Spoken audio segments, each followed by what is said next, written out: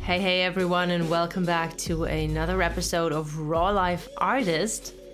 And today I want to talk to you about refinding joy in creating. Finding joy again, finally, without the pressure, without the fears, without the worrying, but really, having fun creating again. And I kind of feel that it has a lot to do with breaking rules. So, where am I coming from with this? Over the past couple of months, heck, could even be a year, like I was aware that I love creating, I love recording episodes, I love writing and all these things. But there was this underlying opposite of joy. I remember earlier, before I went online, before I before art was my actual work, I remember I had so much fun just writing a song here and there, just doing it. You know, it had no purpose. And looking back, it lacked the purpose. So I don't want to go back to that state. But I want to go back to this easy creating. And I realized where's this joy? Where did the joy go? And a lot of it, I realized, was that there are so many fucking rules out there. There's so many marketing people, so many coaches, business coaches, and as artists, we want to, artists who want to make a career out of their art, it is creative entrepreneurship, you know? So marketing and advertising and talking about your things and, setting this whole thing up with a trajectory, going on this path to success, it's relevant. But there are so many rules how to quote unquote do it right. And feeling into that, it really feels like that is a thing that killed my joy. I mean, just look at it, social media. There are so many rules as to when to post, how to post, the algorithm, what the algorithm wants to hear so it promotes your stuff. It's fucking insane. I can't even tell you, over the course of the past 1 or 2 years, how much I warped my voice to fit into the rules of social media, because of course I wanted to work, but I was adhering to these rules, and they killed my joy because they killed my voice, basically. And it's not just social media. I mean, there are so many podcast rules. Let's go into other areas, like podcast rules. An episode should not be longer than 30 minutes. Well, good luck with my podcast, because I cannot keep it short. And if I try to cram what I'm doing here into a 20-minute short episode, then we would all have a problem, because that's just not going to happen, because it would not be fun. I would have to write a script, which I'm not going to do. It just won't work for me. I would be so in my head. But the thing I love about podcasting is that I can just babble on. I know basically what I'm talking about, but I don't have to know what I'm talking about. I can just come on and let intuition take over and let creativity come over me. And I'm just going to talk, and whatever comes out of me, it will land in some way. It does not have to be streamlined. It doesn't have to have a clear structure, and this is the point, and those are the bullet points, and this is the arch of the story that I'm going to tell with this trajectory and this aim, and it's aiming to sell something, or this point I want to make, and it's all well laid out. I mean, if this comes natural to you, like you go girl, you go guy, boy, whatever, you go artist, but this is not how I do things. Like, I'm a very intuitive person, and I'm very good at just starting, like knowing what I'm talking about and starting talking about it. And then probably I'm inspiring myself with something I say. And then I'm digging up gold along the way. And it doesn't have to all make sense in the mind way, you know. It just has to land with you. And the only way it can land, like when I do it, the only way my stuff, whatever I say or write, can land with you is when I'm just letting it flow. And I'm following my own voice and my own tuitional path. If I laid it out too much, like if I created this too much in my head beforehand, it would lose its spark. It would lose the thing that makes it me, you know. And you're listening this, like, in parts probably because, you know, you feel a connection to me and the way I do things. So adhering to these rules, like post regularly and short episodes and stuff like that, because people can like concentrate for longer than 2 minutes. Like, I'm sorry, but what people are all people who can like focus for 2 minutes? That's okay. But I don't think everyone cannot focus for 2 minutes. I believe that there are people who can focus a little longer. Probably you, because we're 6 minutes in. So, you know, it's like there's so much fear, like you need to do it like this and you need to do things like that or people won't get it. So many like fear-inducing rules that we alter our natural way of being to fit, like to adhere to these rules because we want to get it right, of course. And somehow we trust other people more than we trust our own natural way of doing things. It's not about not getting better or learning, but it's about other people say, these are the rules, you need to adhere to these rules so your stuff works out. And you're like, I don't want to do it that way. That's not who I am. It's not natural to me. So, okay, I have to warp my voice. Why? Because, of course, I'm scared that if I don't do it the way other people like say it should be done, if I don't do it that way, I'm not gonna be heard. I'm not gonna get recognized, or people won't get it. That's the worst thing, you know? What if I do it my way and people don't get it? What if I do it my way and it won't, and it's not seen, you know, because algorithm stuff or whatever. Like, especially for multifaceted artists, oh my fucking god. Like, the amount of times I heard, you need to niche down, you need to be very clear, you need to choose one thing, otherwise people don't get it, otherwise people are confused. And I'm like, people who? Everyone? Like, is every person the same? Probably not. Because I understand people who do multiple things at the same time, especially artists. I get it. So I kind of want to believe that I'm not a unicorn and so special that I'm the only one liking people being multifaceted. I believe that there are other people out there who like it when people have multiple things, like it's a whole buffet of stuff you can dive into. And there are people who get it and understand it, that it's about the person, the artist, and the artist just does several things. Just like, I mean, Christina Aguilera, I don't know why this comes to mind. She has a perfume, for fuck's sake.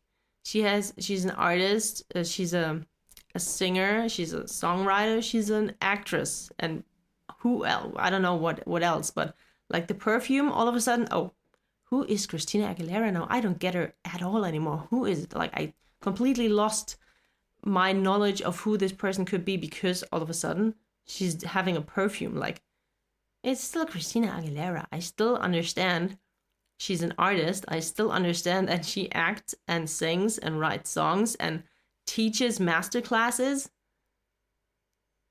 And if she like knitted a sweater made from the sheep that she's breeding herself, I would still understand Christina Aguilera as the artist and the person and the brand that she is. So she doesn't need to niche down to just perfume for me to get who she is, you know? So, but we adhere to these rules of niching down, of following a certain way of writing or doing things or phrasing things, or, you know, online as an artist, that we tend to warp our voice and change our natural way of doing things and our, you know, yeah, authentic voice. The word is so, but it's like, it's, I don't like saying the word anymore because it's been overused, but it's actually hitting the point. But, you know, we follow these rules because we're scared that if we don't, we get punished in the way that people don't get it or understand us, or, you know, don't get what we're about. So they don't become fans. They don't buy our art. So it's either do or die, you know, follow the rules or die or give it up altogether.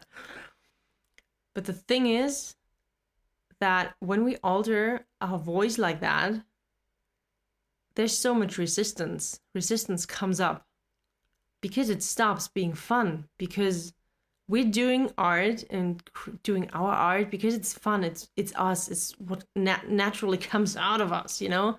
But if we change it too much, it's not the thing we want to do. We came here to do in the first place anymore. So of course there's resistance because it's not what we want to do. We don't want to alter the thing that is so dear to us. And also we don't want to do something that is not, that we didn't come here to do, you know? Like you have a job and you came to do the one job and all of a sudden you merge, like you're morphed into something else, and all of a sudden you have to do something else. Like, this is not what I came here to do.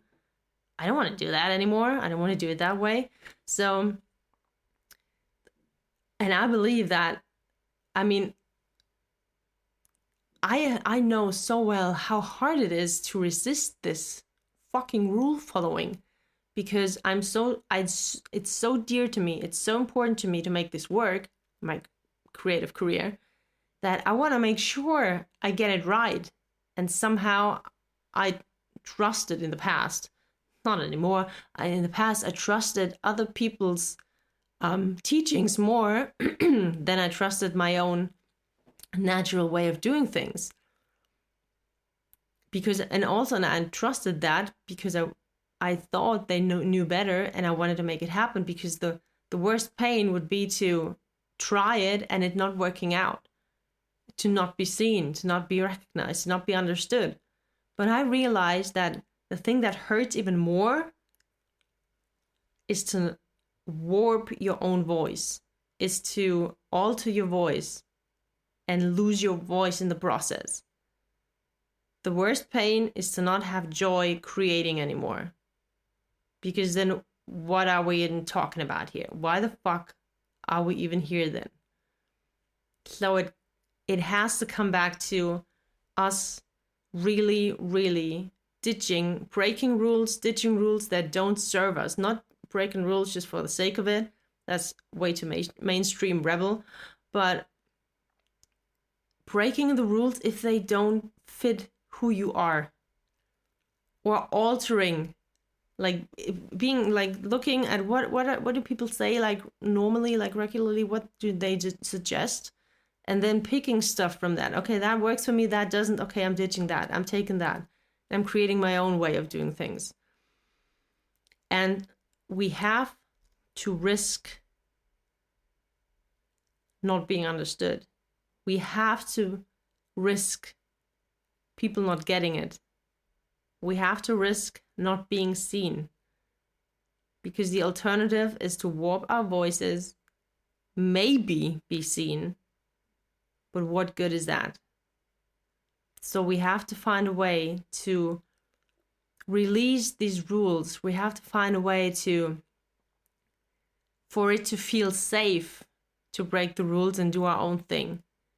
Because for a moment there, it felt safer to to change our way, to adhere to these rules in the hopes that this is what makes our career fly. But actually, it's not safe to change who we are in a way for others.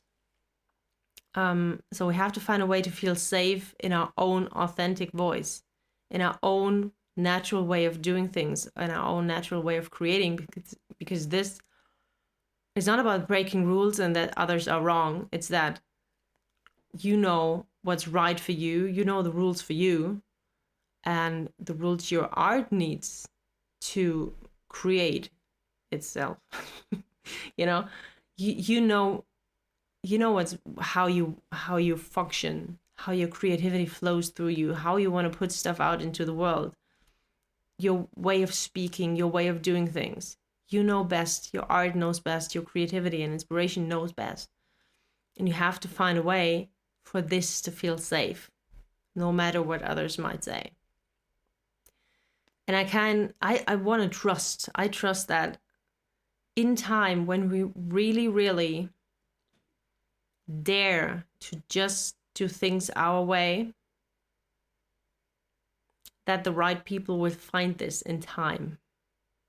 And that people will understand it. Even if you're multifaceted and you do various things, as long as you are clear, because you're the fucking niche.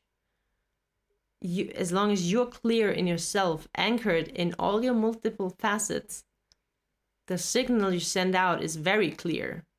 And yes, maybe some people who don't get it because it's so versatile, they don't get it. Okay, then they don't get it. It's okay if they don't get it, because it means that the people who do get you will have a chance to find you, because you're radiating, you're sending out the signal of you being anchored in yourself. And that makes it, it's not about being clear in the thing you do, specific, like having just one thing and so it's clear for other people, but it's about the signal you broadcast, your frequency. I'm very clear in my multifacetedness, and this signal is very strong and it's radiating out. And in time, the right people will find you. That being said, you don't have to be fucking perfect, because in my experience, even like the right people for you, like if you set out on this journey and you go for it and you give your, you make an effort to really try to be you and ditch all these layers other people put on you. If you really like go for that, the right people can see through any issue that's still blocking you, or any inauthentic thing that's still covering up you a little bit. Because the right people will feel your authentic signal through all the layers that are still on top of you. I've had this experience quite often, and it makes me it gives me hope that I don't have to be super perfectly authentic already, or super perfectly together and I have it all figured out already, because I can just start where I am with the intention to not get swayed by what other people say, or not get swayed by rules that don't fit who I am. And the right people will find me already, and they can find me already. Because the intentionality signal in your frequency is already broadcasting, And also sometimes the resistance, and therefore the not having joy in creating anymore, is that this fear of having to be professional and to appear professional and look professional and be very streamlined and again clear. It creates resistance, because sometimes you just want to do something new, but like a one-hit wonder kind of thing, like a one-time wonder. When you're a podcaster or writer, musician, that's your main thing, or maybe your two things, and those are your main things. And then all of a sudden you have the urge to get out the paint, the watercolors, and you're just painting a picture.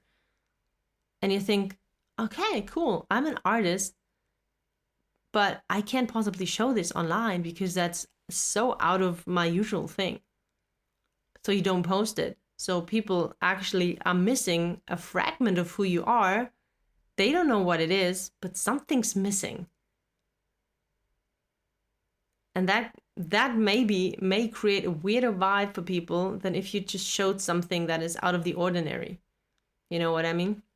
So what I want to say is that if you feel like there's this one time thing that I want to do, and I actually really want to show it to other people because it's fun for me, you don't have to show it. But if you feel like you want to show it, and not don't show it because you feel like, will this make me unclear to people, you know? So you can just show it, and if you want, you can say, oh, you can buy this for $1,000, and just shoot it out there. And if nothing happens, then nothing happens. But if you feel like, but don't hold back, because out of a fear of what if people don't understand me anymore, you know? So, and also I feel this in myself, that I don't create some things that actually get my fire going, because I feel like, because I worry, like especially with social media, that I'm worrying, oh, this doesn't, like, I'm usually not doing this kind of thing. Does it make sense? Like, if I start doing it, I have to do it more often now. Now I have to make it like an actual thing. So I don't know if I want to do it more than once or twice. So I'd rather not start at all.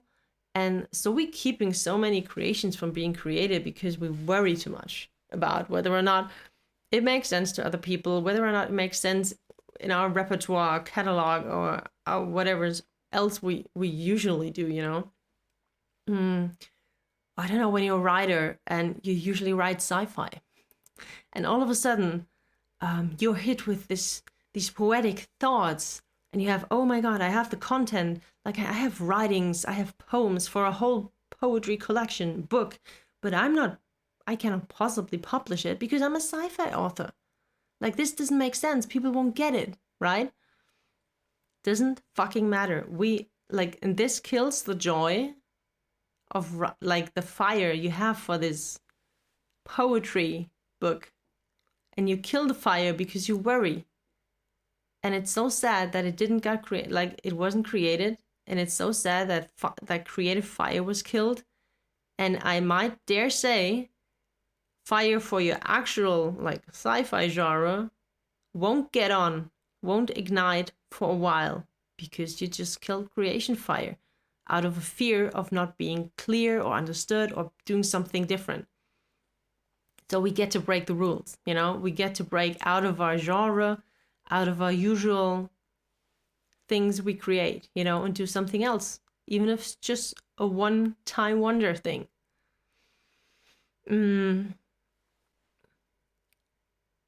I don't know. It's same with, if you want to start, like, you have a project and you just want to start this new project, and you wonder, can I keep up with this? Like, I don't know. You might say, oh, I want to do a new Substack on, and write each week like a poem. I don't know what it is with poems today, but I want to start, like, I'm a musician, but I want to start a Substack and write poems each week. And then you start this project, but sometimes you don't start the project because you fear, what if I don't want to keep this going, you know? Because the rules say if you start it, you need to finish it. So what if you can start it, but you don't have to finish it? Oh, but what if people will think I'm lazy, or I don't follow through on what I start, and am unreliable and stuff? Then you can, like, those are perfectly legit fears. I have them myself, otherwise I wouldn't be able to, like, quote it like that. But what I come to realize is that I can start this project because if this is what keeps my fire going, I have to start the project for the fire's sake, for my creation fire's sake. I have to start the project. And if I feel, okay, it comes to an end, then I'm gonna frame it like that, you know? I can say in the first thing, I'm just going to start this and it's going to take as long as I want it to take. And then when it comes to an end, you can say, okay, like I said in the first post, now it's coming to an end. And this can happen after 2 weeks. Like, oh, this was a fun endeavor, but I found like this is not my thing. And you can, I don't know, learn something from it. Like, oh, okay, but that was fun anyway. Like it was a short vacation into this project. Or it can like go longer and you're like, oh my God, all of it, like this started out as a just fun thing and I didn't know where it was going, but I'm actually a musician, but now I'm a writer and I actually discovered this side of me. So don't restrict yourself because the rules say you have to do it like that and this doesn't make sense. And if you do it, then you have to follow through, you know? This kills joy. This kills the creation before it's even had a chance to breathe, you know? So just start and break the rules of it having to be a certain way. You get to do things once in a while. We get to do things just once. We don't need to follow through on everything. We can have side quests. We can have this and that, and we can just try things out. We can try something new, and if it doesn't pan out or it's not what brings us joy anymore, we can stop it, you know? But it's killing the joy by the fear of it being somehow not right in like within the rule codex of how you should go about it. It's so sad because it really, like, it's nothing sadder than something not being created because of fear or rule. And it's also sad to create something and you don't really feel joy because you're so worried it's not working out in a certain way. But we have to dare for things to be okay, dare to be vulnerable and put stuff out there, even though like it's in our way, even though if it means like maybe someone won't get it. But even if you warp your voice, people might not get it because it's not you, and you attract people that you don't even want to attract because they're just as quote unquote fake as you are, not because you're trying to be fake, but because you warped your voice out of fear. And believe me, I've done this for way too long. So I came to like I have this feeling that makes it very distinguishable for me when it's my own voice and when I'm like changing it to create a certain outcome or maybe like adhere to some rules. And I call this like, am I creating from the inside or am I creating from the outside? And what that means is like when I don't know, I hear someone talking about things like, let's say a coach, social media coach says stuff like that. This is how you could do and go about it. And it sounds good. Like it feels like, okay, I'm kind of resonating with that. How could I go about it? What could I like in this like, I don't know. It doesn't matter what an example would be because someone says it, you can do it like that, like go live, write posts in a certain way. And I'm like, okay, how could I transfer it to my own art? And it could look like this, and it could look like this. And in my mind, it makes sense. And in my mind, it makes like, it's fun. But in my body, there's still the resistance because I'm creating from the outside, because someone has said something about what you could do and you're filling it with your own things, but it's still not something that comes from inside of you and just wants to be expressed in this way from inside of you. And I realized that most resistance comes from when I'm creating from the outside because someone gave an idea, someone gave a way of doing things. And even if the idea of it seems like, oh, this could be a fun thing to do, it would still feel detached from me and my body and my inner core a little bit. You know, feel into that. Like if someone says, you can right, do reels like that, and this and this and this, and in your area this would look like this, and just, fill it with your voice. You can talk whatever way. It would still feel a little bit like from the outside. And it's not that you can't get inspired, obviously, but it's like, it's too much in the mind. It's too much in the someone of a too much of a direction that I get to follow, instead of, like, at least for me as this intuitive person that I am, I have to come, my creations have to come from the inside. Like, it has to, when I go live or create a podcast or write something, it's not because someone says, okay, it's good, you have to have this structure, and this is what it looks like, and you can do it every day as a challenge, whatever, go live every day for a month or whatever. But when it comes from the inside, it would look like, okay, how can I find joy again? How would I go about going live? How would that look like for me? What doesn't matter what other people might suggest. So, and I actually love walking around the world, just seeing the creative things in everyday life, seeing the magic in the world, and musing on that.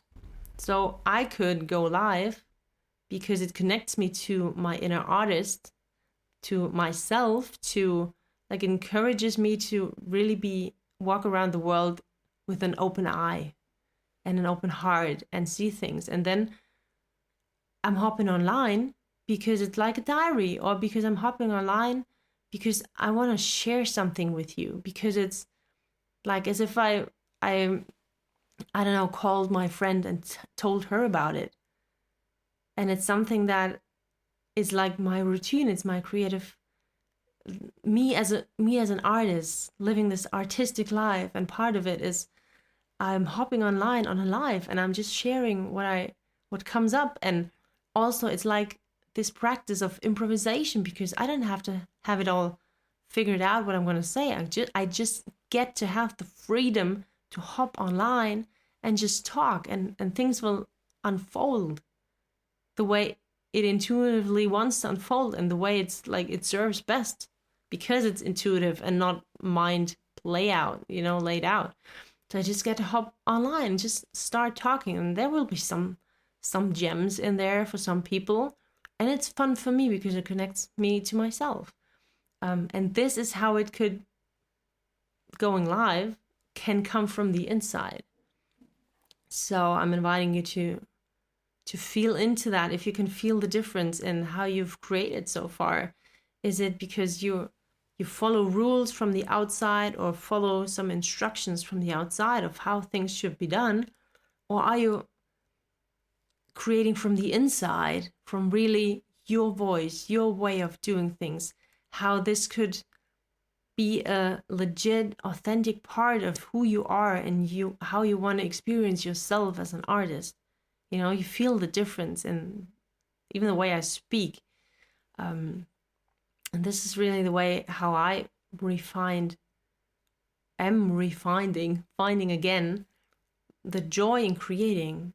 The more of the rules I was following so intensely, because I was so scared that it won't work if I don't follow those rules. Thing is, it didn't work out anyway, so why am I even talking about this? Why am I even following these fucking rules? They're not working out anyway, so I might as well do shit my way. And at least I did it my way and had fun doing it my way. At least I was connected to myself doing it, and chances are it will work long term. Like, if you keep doing it your way, people have a chance over time to get to know who you really are. The odds are always, actually, they're better than if you warp your voice. Like, I mean, it's so clear, it makes so much sense, but in the activated nervous system state and the fears in the head, like, oh my god, what if it doesn't work out? We cling to, I don't know, other things outside of us, even though it's the only thing that really makes sense is if we do things our way.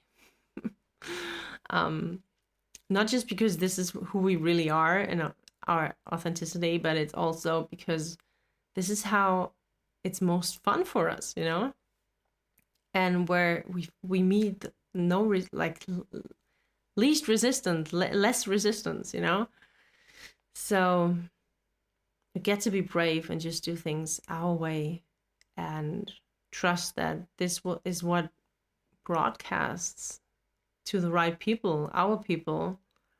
And we have to risk. You don't have to find a way to be safe in your authentic voice. And like I said, somatic work has helped me so much with it, and this is why I'm working with other artists and want to work with other artists to show how much somatic work can support you on this very journey, because I have been through it. I am going through it like right now in real time. And the thing that's keeping me going is somatic work, plus knowing, like finding, like because of somatic work and because the pampering of my nervous system, I have a chance to find my voice and then find the courage to dare to risk being all of who I am. And none of it would be possible for me, or would have been possible for me, without somatic work. So that's why somatic work has become some sort of an art medium for me as well, because you can incorporate somatic work into your creative life, just like you incorporate your creative practice. And you can, just like you select different colors for a painting, you can select different practices of somatic work and create like a session, or in this case, maybe I get to create a session for you if we work one-on-one together. And it can be a beautiful aspect of your creative life, just as it is for me. And because it would be so sad if so many creations weren't created because of fear, because of resistance, because of those rules. And it would be even sadder if your creative career if your creative career was not joyful, because art can be, even if it comes from the pits of darkness and expressing all the pain, there is joy in it, because it's creating freely is who you are, and it's what you do, and it's what you came here to do. So fuck the rules for the sake of joy.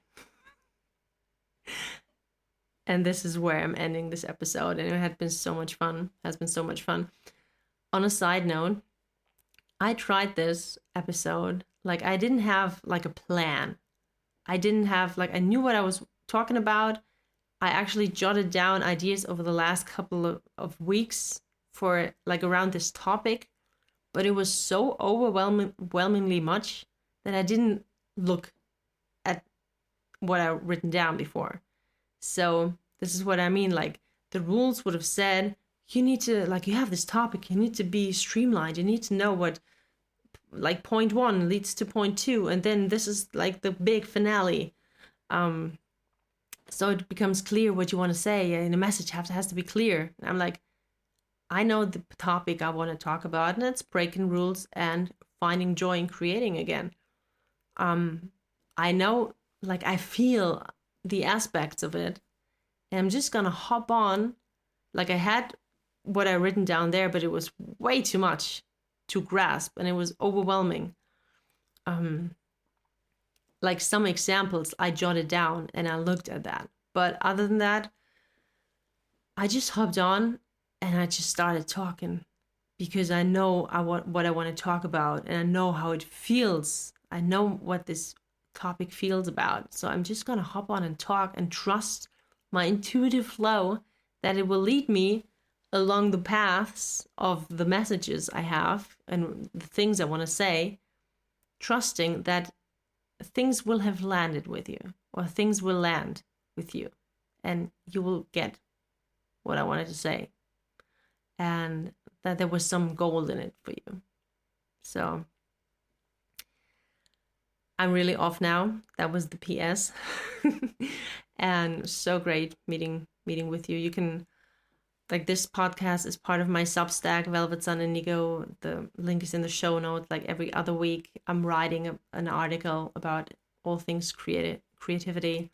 I have another Substack, Rebel Hearts, Modern Love, and I'm talking about dating experiences, face palm moments with guys, but also I'm paving new paths when it comes to how we can do relationships.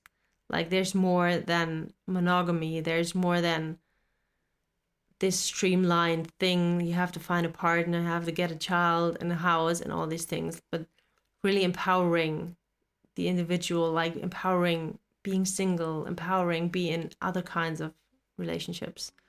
So if that's something that speaks to you, you can check that out. And I'm also happy to connect on Instagram, also Velvet Sun Indigo. And yes.